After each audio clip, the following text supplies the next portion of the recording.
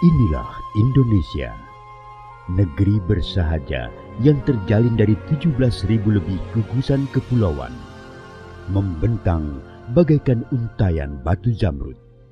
Kondisi geografis Indonesia yang berada di kawasan Ring of Fire membentuk keunikan kontur pada setiap jengkal wilayahnya. Indonesia tanah air beta, Lautan lepas, pegunungan nan gagah, hingga hamparan sawah.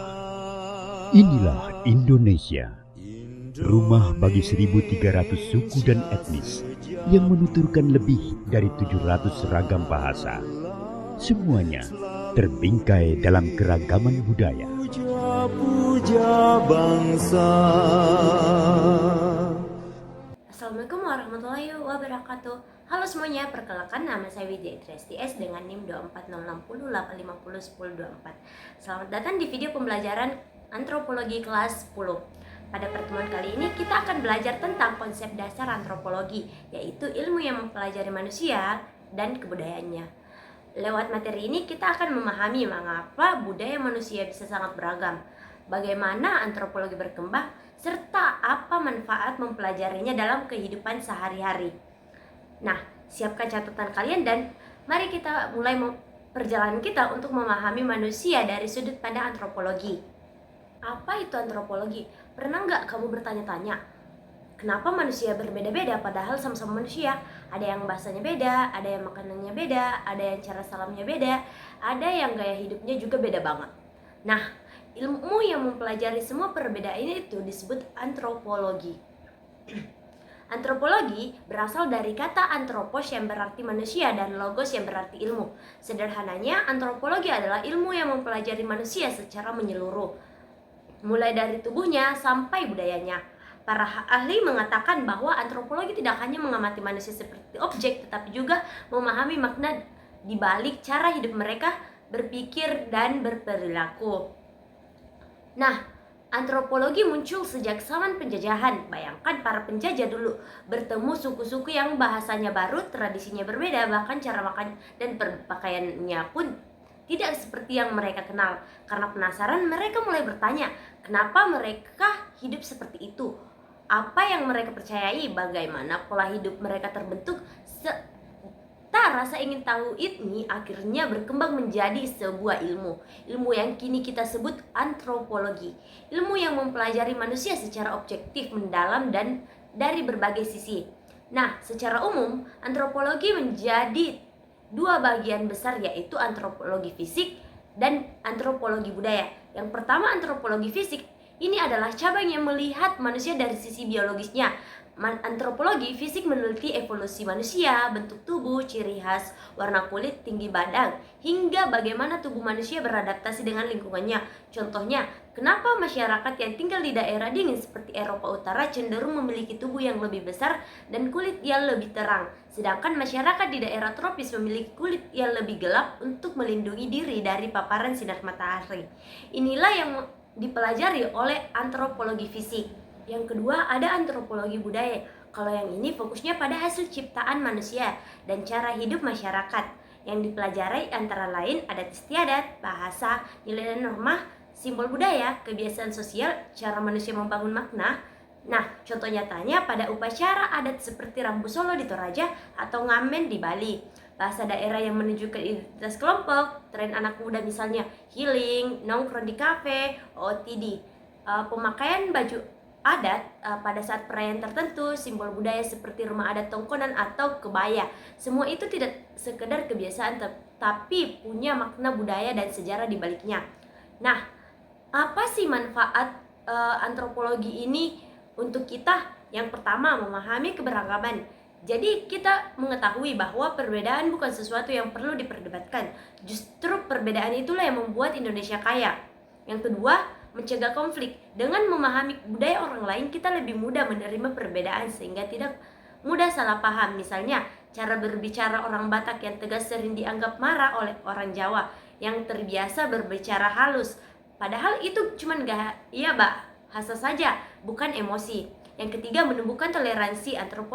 mengajarkan bahwa setiap budaya punya logikanya sendiri. Tidak ada budaya yang lebih benar, semuanya punya nilai masing-masing. Selanjutnya saya akan menjelaskan contoh fenomena sosial budaya yang dapat dikaji antropologi. Yang pertama, tradisi lokal dan upacara adat. Misalnya upacara Rambu Solo di Toraja. Upacara ini bukan sekedar acara pemakaman biasa, tetapi simbol penghormatan terhadap leluhur, status sosial, dan hubungan kekerabatan. Yang kedua, bahasa daerah. Perbedaan bahasa daerah menunjukkan identitas dan sejarah suatu kelompok. Contohnya, bahasa Bugis yang kaya istilah untuk laut, karena masyarakatnya sejak dulu hidup sebagai pelaut. Bahasa mencerminkan cara pandang suatu masyarakat. Yang ketiga, perubahan gaya hidup remaja. Dulu banyak remaja yang bermain di luar rumah. Sekarang budaya digital membuat remaja lebih sering berkumpul di ruang online, seperti membuat konten, mengikuti tren TikTok, membangun komunitas digital.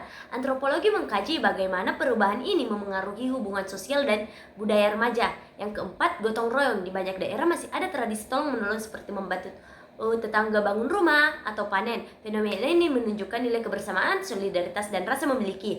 Yang kelima, simbol budaya seperti rumah adat. Nah, rumah adat Tongkonan di Toraja tidak hanya memiliki bentuk yang unik, ia melambangkan status sosial keluarga, hubungan leluhur, dan struktur masyarakat. Yang keenam, ritual keagamaan. Contohnya, buka puasa bersama di bulan Ramadan.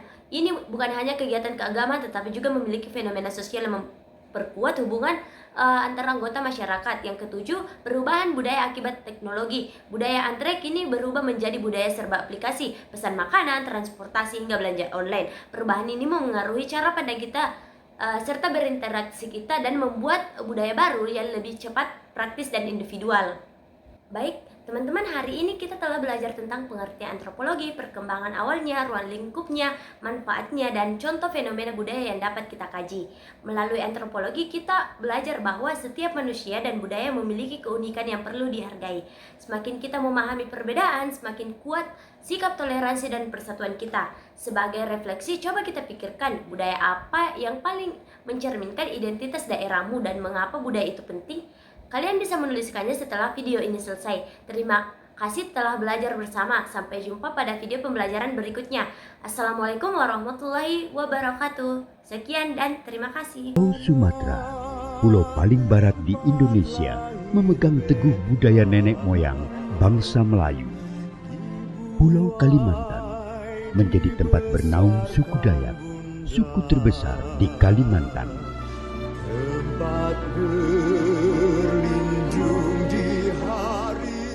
Pulau Jawa sebagai pusat peradaban Nusantara sejak abad ke-9 melahirkan aneka ragam budaya yang menyiratkan luhurnya budaya negeri Pertiwi.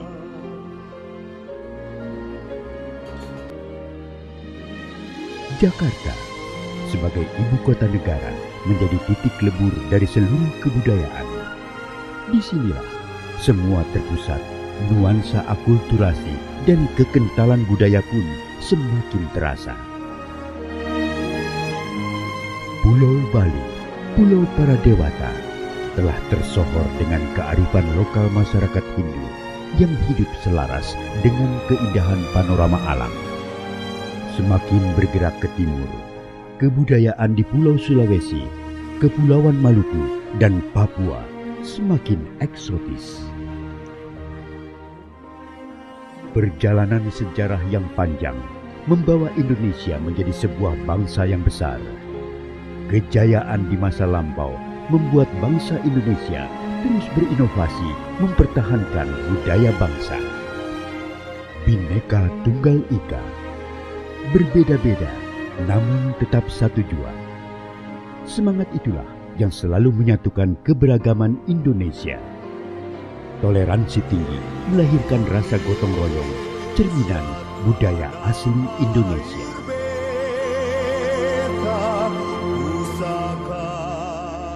Sebagai langkah pelestarian budaya, peranan museum sangat penting sebagai media konservasi. Menjaga warisan budaya menjadi kewajiban seluruh lapisan masyarakat Indonesia agar tak lekang ditelan zaman. Saatnya dunia internasional mengakui kekayaan budaya Indonesia. Rumah Budaya Indonesia hadir di beberapa negara sahabat sebagai media perkenalan budaya Indonesia ke kancah dunia serta melalui keikutsertaan dalam konferensi internasional. Saatnya Indonesia menunjukkan kejayaan budayanya.